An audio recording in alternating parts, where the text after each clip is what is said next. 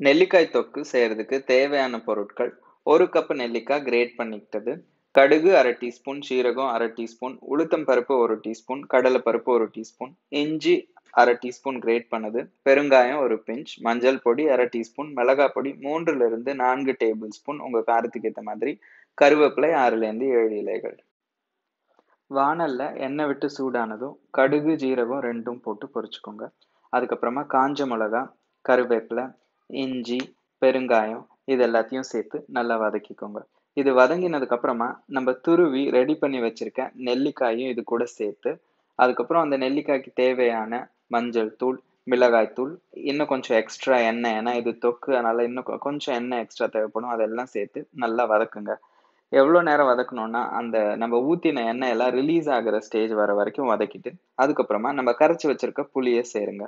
இந்த புளி சேர்த்ததுக்கு அப்புறமா நல்லா இன்னொரு தடவை வதக்குங்க. அது நீங்க நல்லா வதக்கினதுக்கு அப்புறமா திருப்பி ஆயில் ரிலீஸ் பண்ற ஸ்டேஜுக்கு வரும். ஸோ அந்த ஸ்டேஜ்ல நீங்க இதை நிறுத்தி நீங்க ட்ரான்ஸ்ஃபர் பண்ணி சர்வ் பண்ணலாம். நீங்களும் இந்த நெல்லிக்காய் தொக்கு ட்ரை பண்ணுங்க. உங்களுக்கு இந்த ரெசிபி பிடிச்சிருந்தா லைக் பண்ணுங்க, ஷேர் பண்ணுங்க, சேனலுக்கு சப்ஸ்கிரைப் பண்ணுங்க. நன்றி, வணக்கம்.